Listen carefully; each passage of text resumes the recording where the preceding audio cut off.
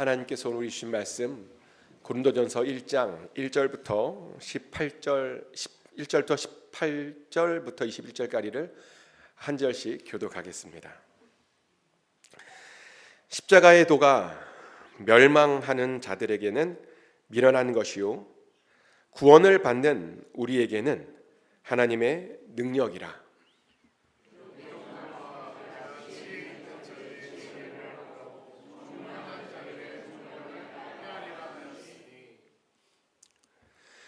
지혜 있는 자가 어디 있느냐?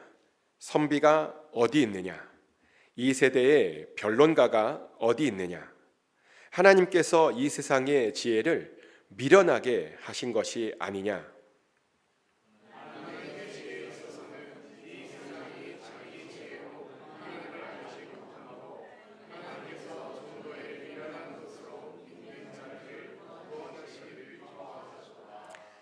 아멘. Please be seated. 하나님의 평안이 이 시간 여러분 심령 가운데 함께 하시기를 예수 그리스도 이름으로 축복합니다. 요즘 세상 사람들이 종종 하는 말이 하나 있습니다. 뭐라고 그러냐면 교회가 문제다라고 말을 합니다. 어떻게 생각하십니까? 정말 세상 사람들의 말처럼 정말 교회가 문제일까요? 근데 한편으로는 그들의 말이 맞는 것 같기도 하다는 그런 생각도 듭니다. 세상이 왜 이렇게 타락되었는가? 교회가 제대로 된 역할을 하지 못했기 때문일 겁니다. 세상이 왜 이렇게 어려워졌는가? 교회가 이 세상을 제대로 돌보지 못했기 때문일 겁니다. 그런 관점에서 보면 정말 교회가 세상 사람들 말처럼 문제 같기도 합니다. 그래서 교회만 제대로 회복된다면 사실 이 세상의 대부분의 문제들이 정말 해결될 수 있겠다라고 하는 그런 생각도 사실은 듭니다. 그럼 우리는 어떻게 해야 정말 세상 사람들의 말대로 교회를 회복시킬 수 있을까요?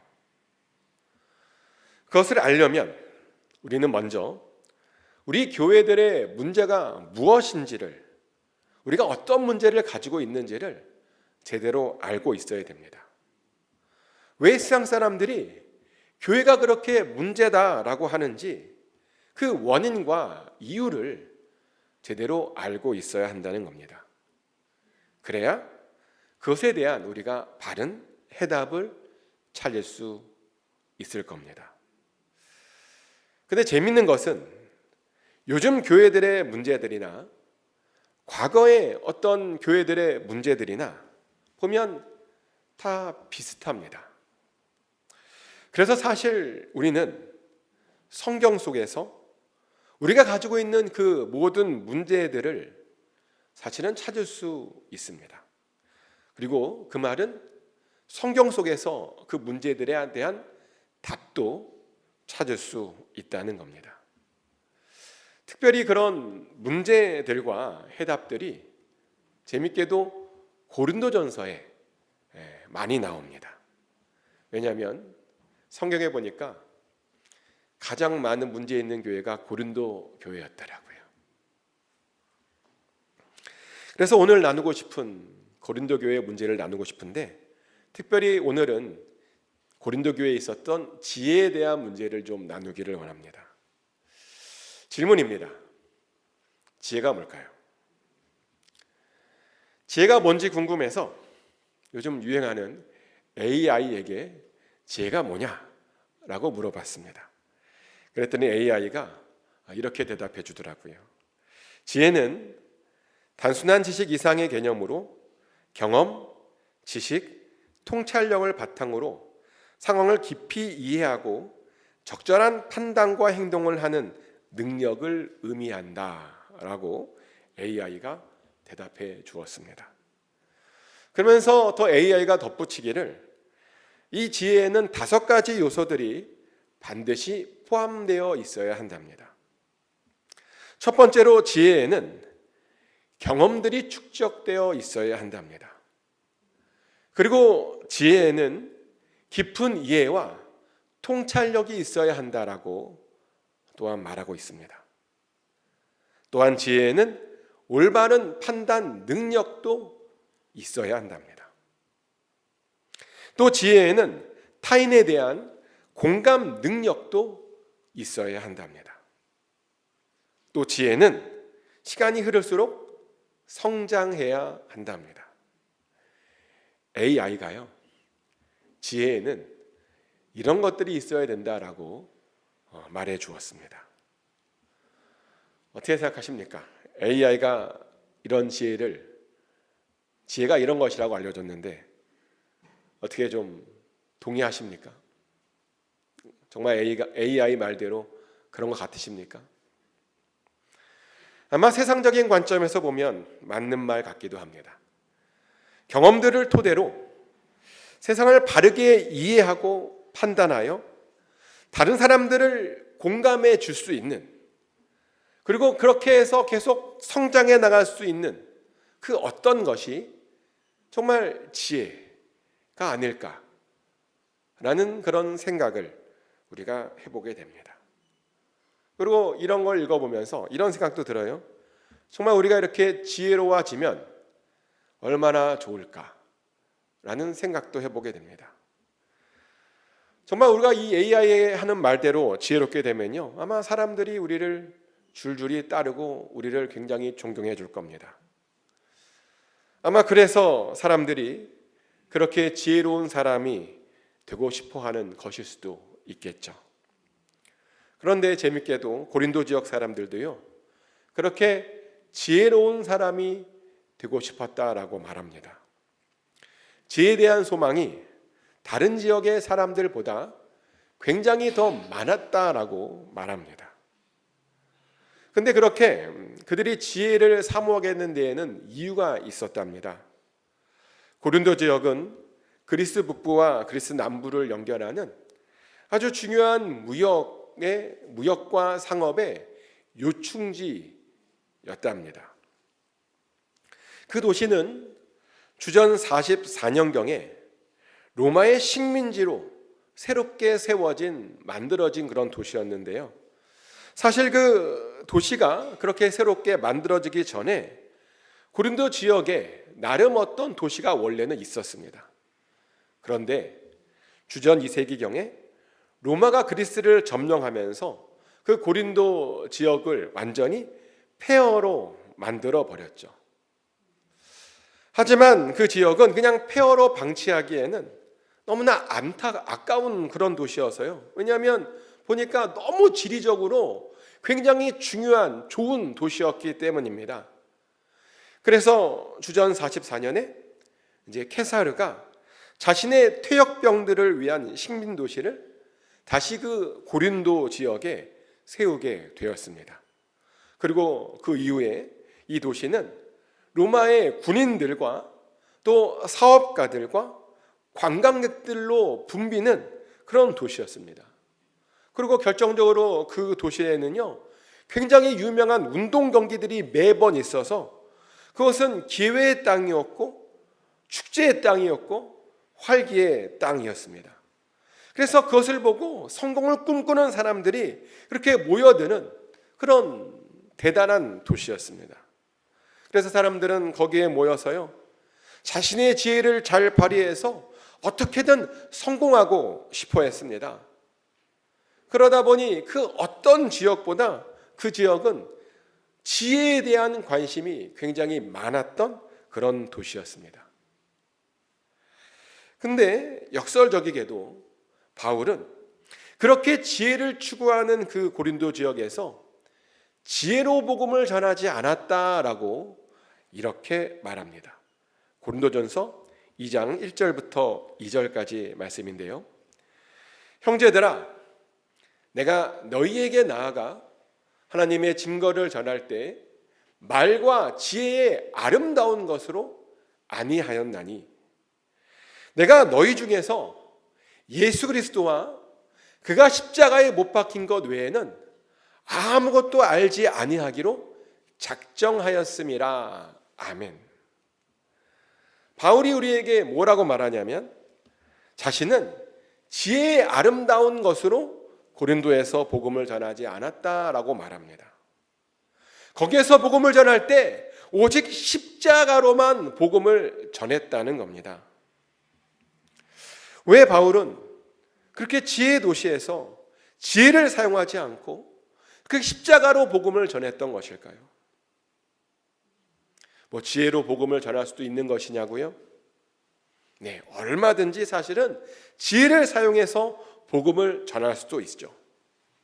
그리고 요즘도 지혜를 사용해서 우리가 복음을 전하기도 합니다. 아마 이런 단어 들어보셨을 거예요. 기독교 변증이라고 하는 단어가 있는데요. 아마 들어보셨을 겁니다. 기독교 변증이 뭐냐면 복음을 논리적으로 전하는 것을 우리가 기독교 변증이라고 말을 하죠. 많은 분들이 오해하는 것 중에 하나가 있는데 뭐냐면 우리 기독교를 무식하다고 오해하는데 아니요. 우리 기독교는 무식하게 맹목적으로 믿는 종교가 아닙니다. 우리가 말하고 있는 복음은 굉장히 논리적이고요. 굉장히 학문적이고 굉장히 체계적입니다. 그래서 얼마든지 세상 지혜를 동원해서도 우리가 복음을 전할 수가 있습니다. 그런데요, 왜 바울은 그 지혜의 도시에서 왜 그렇게 지혜를 사용하지 않았냐는 겁니다. 왜냐하면 그런 도시일수록 사실은 하나님의 능력이 더 필요하기 때문입니다. 아멘. 지혜의 도시일수록 하나님의 그 능력의 복음이 더 필요하다는 것입니다. 사실 그것은 오늘날도 마찬가지죠. 요즘 시대를 우리가 어떤 시대다라고 말하냐면 지혜 시대라고 말합니다. 요즘 사람들도 보면 다들 어떤 지혜를 얻고 싶어 합니다. 그리고 그것을 얻으려고 하죠. 실제로 서점에서 제일 많이 팔리는 책들이 어떤 책인가? 처세술과 관련된 책이고 성공과 지혜에 관련된 책들이 가장 많이 팔리는 책이라고 말합니다. 심지어 목사인 제 책에도 그런 책들이 꽤 많이 꼽혀 있습니다. 제가 제 책장을 보니까 이런 책들이 있더라고요. 노는 만큼 성공한다, 사람 공부, 팔로워십, 5%는 불가능해도 30%는 가능하다. 이런 책들이 꼽혀 있어요. 목사 책장 치고는 좀 세속적인 것 같은데 좀 책 제목이 굉장히 좀 인상 깊지 않습니까? 노는 만큼 성공한다. 이 책을 어떻게 제가 하게 됐냐면 어떻게 하면 목사이지만 잘 놀았음에도 불구하고 성공하면 좋겠다라는 그런 방법이 있나 좀 찾아보려고 이런 책을 좀 사보았습니다. 많은 분들이 잘 모르시겠지만 목회자의 삶은 평신도의 삶보다 더 바쁩니다. 여러분이 모르시겠지만 일단은 쉬는 날이 없습니다. 어떤 분들은 목사님이 그래도 월요일 날은 쉬지 않냐라고 말하기도 하는데요. 근데 월요일 날 쉬는 사람은 부목사님들이고 담임 목사님들은 월요일 날도 사실은 잘 쉬지 못합니다. 실제로 저도 가장 바쁜 날이 월요일입니다.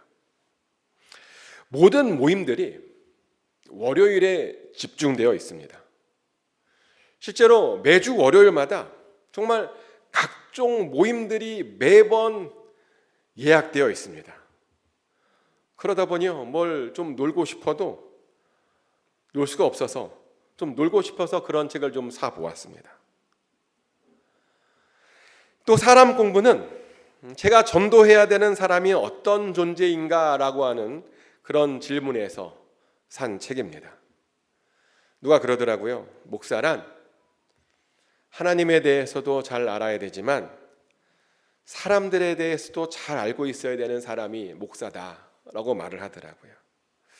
사람들에 대해서 잘 알고 있어야 그 사람들을 하나님께로 인도할 수 있다는 겁니다. 그래서 그 말을 듣고 사람에 대해서 공부하고 싶은 생각에 뭔가 지혜를 얻을까 해서 사람 공부라는 책을 사 보았습니다. 근데 그런 책들을 다 읽지는 못했습니다. 하지만 그 책 제목 속에서 제가 일단 가지고 있던 그런 문제들에 대한 답들을 찾을 수 있었습니다. 확실히요, 놀면서 일해야 오래 버틸 수 있습니다. 아멘.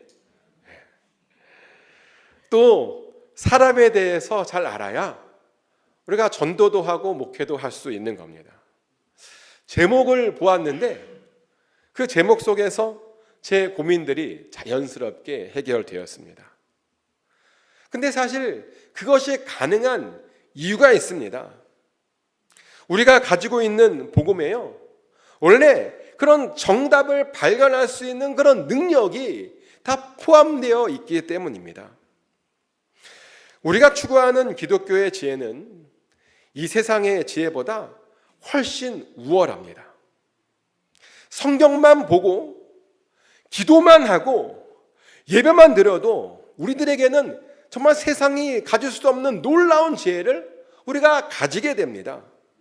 그래서 우리가 고민하는 모든 문제를 해결하고 그 모든 것들을 넉넉하게 감당할 수 있게 된다는 겁니다. 그래서 바울도 이렇게 강조를 해요. 고린도전서 2장 10절 말씀이죠. 오직 성령이, 하나님의 성령으로 이것을 우리에게 보이셨으니 성령은 모든 것, 곧 하나님의 깊은 것까지도 통달하시느니라. 아멘. 하나님께서 우리들에게 성령을 주셨답니다. 그런데요, 그 성령이 우리로 하여금 하나님의 깊은 것까지도 통달하게 해준답니다. 성령 하나님께서 우리 안에 들어오시면요, 우리가 나도 모르게 하나님의 깊은 것까지 알게 된다는 겁니다. 그래서 이제 교회를 다니는 사람들을 이렇게 보잖아요. 그러면 정말 지혜로운 사람들이 굉장히 많습니다. 그리고 그런 하나님의 지혜 때문인지 정말 세상적으로도 성공한 분들이 정말 많은 것을 보게 됩니다.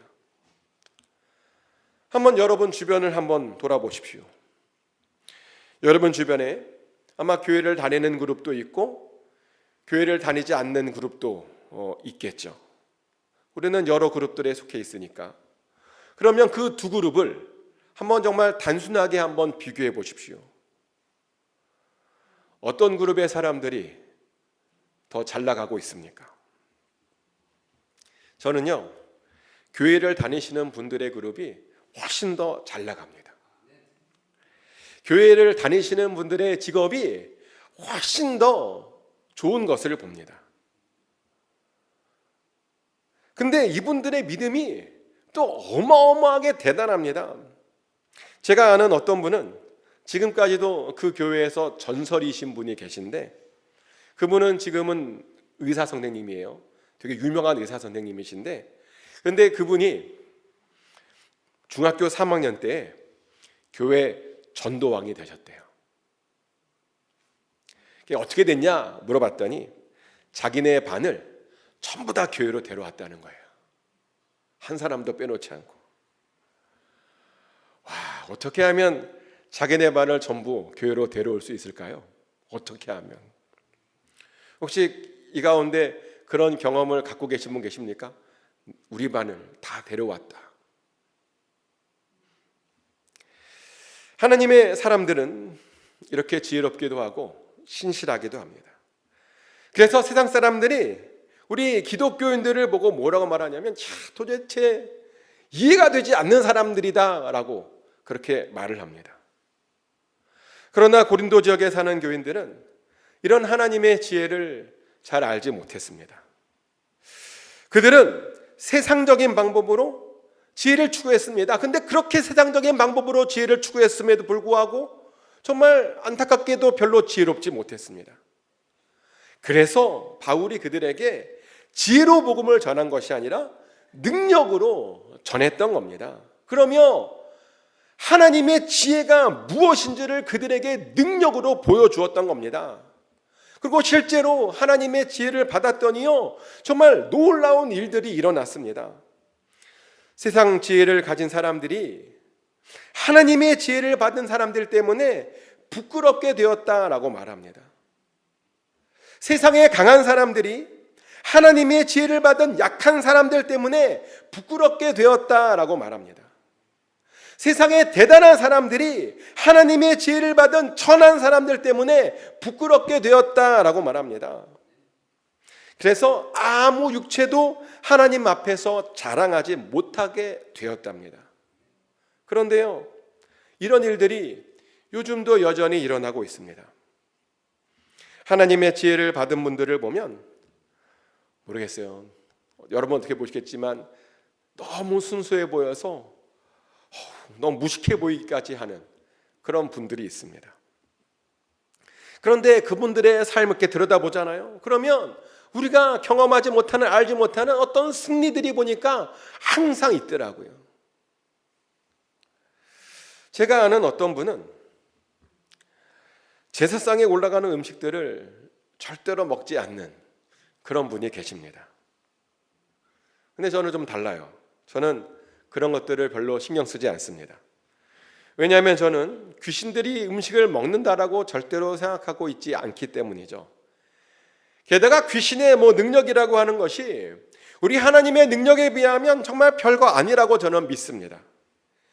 귀신이 제 아무리 대단해도 우리를 어쩌지 못한다고 저는 믿습니다. 그러다 보니 저는요, 정말 아무 거리낌 없이 제사상에 올라간 음식도 먹습니다.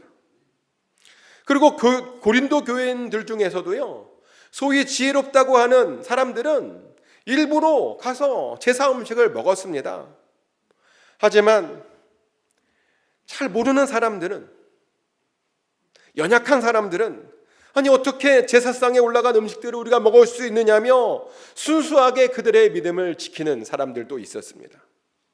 그런데요, 고린도전서를 계속 읽어보면 하나님께서는 정말 당황스럽게도 그런 순수하고 연약한 사람들의 믿음을 더 인정해 주시더라는 겁니다. 그들의 순전한 믿음을 더 기뻐 받으시더라는 겁니다. 근데 그뿐만이 아닙니다. 저는 실족하지 않았으면 좋겠는데, 저는 주일에 일이 있으면 주일 예배에 빠질 수도 있다고 저는 생각합니다. 오늘도 많은 분들이 빠졌어요. 하나님께서 우리를 다 이해해 주시다 보니, 또는 온라인으로도 예배 드릴 수 있다 보니 주일에 일이 있으면 교회당에 못 올 수도 있다라고 저는 이해하고 그렇게 생각을 합니다. 근데 또 어떤 분들은 아니 어떻게 주일에 예배를 빠질 수 있느냐라고 말하기도 하죠. 그러면 정말 목숨을 걸고 어떻게든 예배당에 나와서 예배를 드리는 그런 분들도 있습니다. 근데요, 제가 목회를 하면서 보니까 이상하게 하나님께서 그렇게 무식한 그런 믿음을 갖고 있는 사람들의 그 예배를 더 기뻐 받아주시는 것들을 더 많이 봅니다. 또 저는요, 굳이 철학기도나 금식기도 혹은 작정기도 같은 것들을 저는 안 해도 된다고 개인적으로 생각합니다. 그냥 생각날 때마다 순간순간 기도하고 그래도 하나님께서 우리의 모든 기도를 다 들어주신다라고 저는 믿습니다. 그래서 저도 금식기도 하긴 하는데 어떤 사람들처럼 40일씩 안 합니다. 철학기도, 작정기도 그냥 적당히 합니다. 아예 안 하는 건 아니고 적당히 합니다. 그리고 사실 제 믿음이 맞는 믿음, 더 이성적으로 맞는 믿음 같아요. 하나님께서는 모든 곳에 계시고 우리의 모든 신음을 다 들어주시는 분이십니다. 우리가 크게 기도하지 않고 작게 기도할지라도 하나님 반드시 다 들어주시는 분이십니다. 그런데요, 제가 목회를 하면서 보니까 참 신기하게도 하나님과의 기도 시간을 정하고 때로는 철학 기도를 하고 때로는 며칠씩 금식 기도를 하고 그렇게 하면서 기도에 목숨을 거는 사람들의 기도를요, 더 잘 들어주시는 것을 정말 자주 본다는 겁니다. 굉장히 무식하게 기도하는데 이상하게 그런 분들의 기도에 더 잘 하나님께서 응답해 주시는 것을 본다는 겁니다. 또 저는요, 너무 적극적으로 무식하게 전도하면 사람들이 기독교에 대한 반감을 가지게 될 것이라고 저는 생각을 합니다. 그래서 전도할 때 직접적으로 하지 않고 세련되게 나이스하게 전도해야 된다라고 저는 생각합니다. 근데 신기하게도 결국 영혼 구원을 어느 사람이 더 많이 하는가 봤더니 그렇게 적극적으로 무식하게 하는 사람들이 보니까 영혼 구원을 더 많이 하더라는 거죠. 정말 이상하게도 말입니다. 또 저는 말씀을 잘 전하려고 굉장히 많은 책들을 봅니다. 그리고 그런 책들을 통해서 알게 된 굉장히 새롭고 신선한 내용들을 전해주려고 노력을 많이 합니다. 근데 어떤 주는 그렇게 새로운 신선한 것들을 전했음에도 불구하고 성도들의 반응이 별로 안 좋을 때도 있습니다. 저도 느낍니다.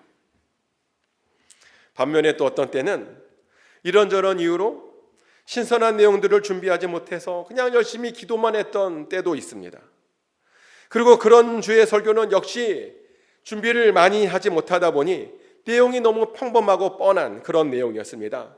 정말 신선한 것이 하나도 없었던 그런 설교였습니다. 근데 당황스럽게도요, 그런 설교에 은혜 받는 분들이 개인적으로는 더 많았습니다. 제가 느끼기에 말씀 준비를 많이 못하고 기도만 했는데 그 설교에 오히려 큰 은혜를 받았다며 고백하는 그런 분들이 더 많았다는 겁니다.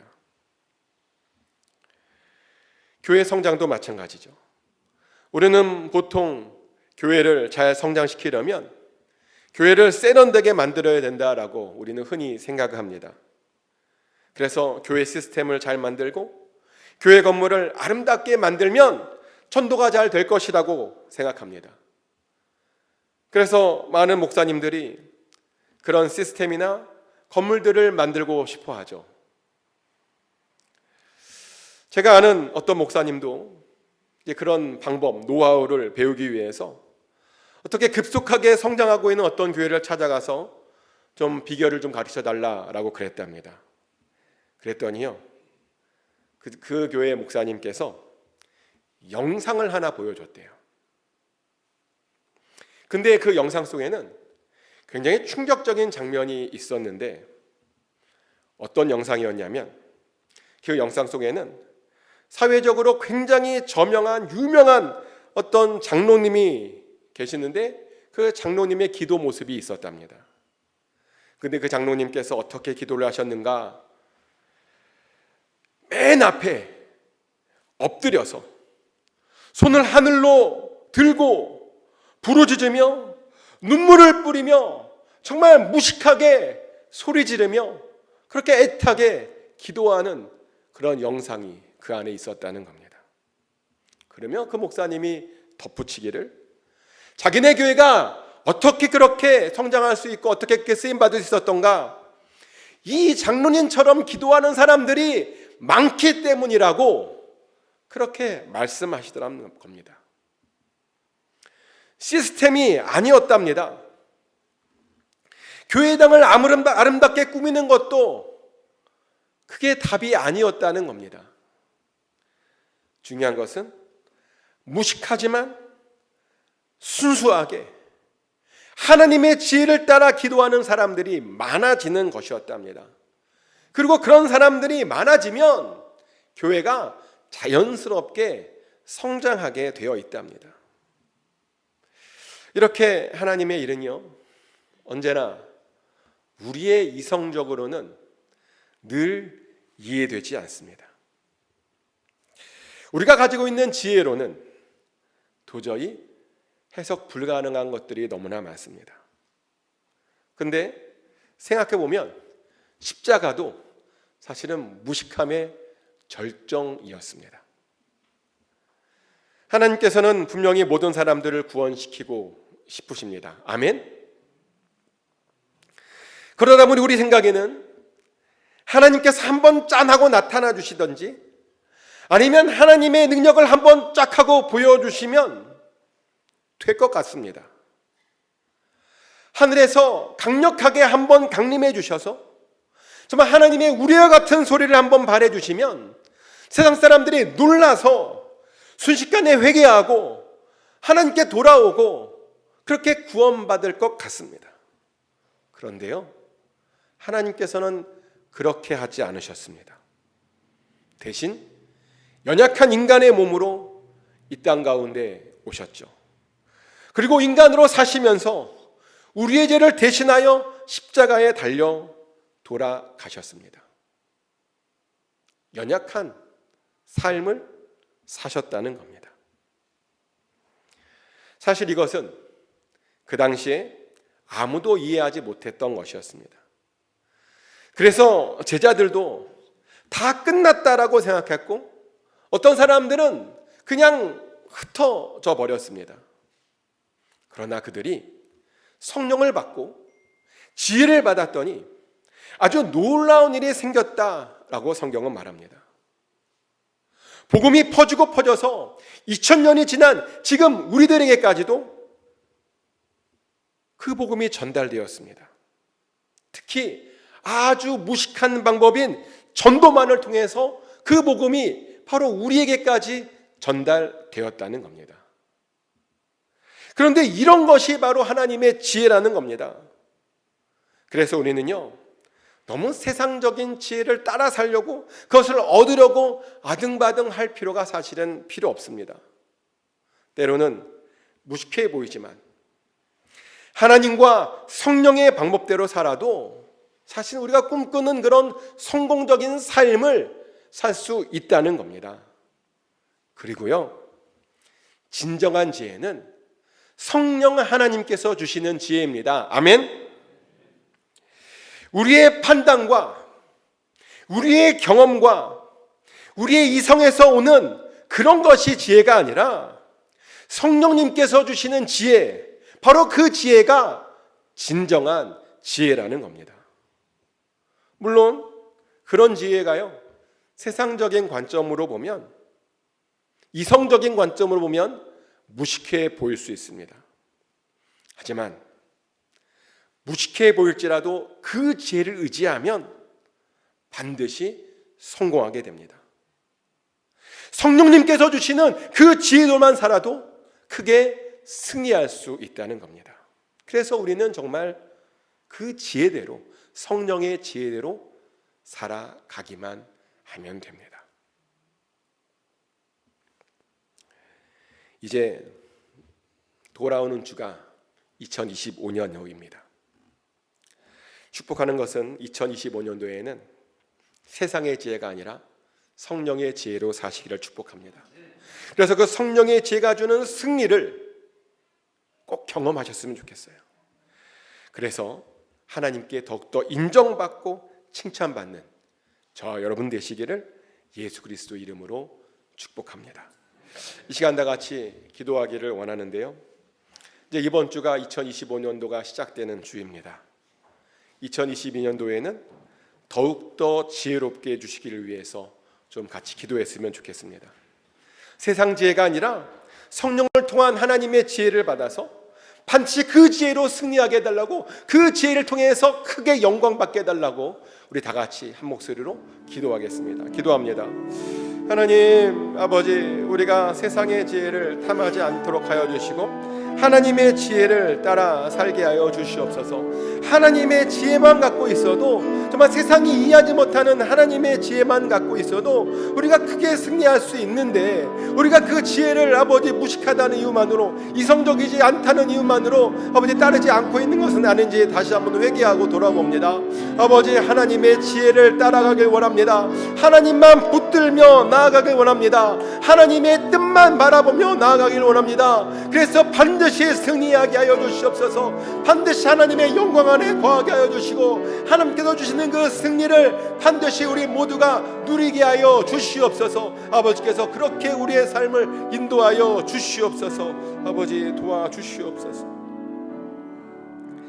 지혜 하나님, 우리들에게는 정말 하나님의 지혜가 필요합니다. 특별히 성령 하나님께서 주시는 특별한 지혜가 필요합니다. 그것이 세상 사람들의 눈에는 무식하게 보일 수 있지만 결국 그 지혜만이 우리의 삶에 승리를 주실 줄 믿습니다. 2025년도 올해보다 성령을 통해서 더 지혜롭게 하여 주시고 그래서 더 크게 승리하게 하여 주시옵소서. 예수 그리스도 이름으로 간절히 기도드렸습니다.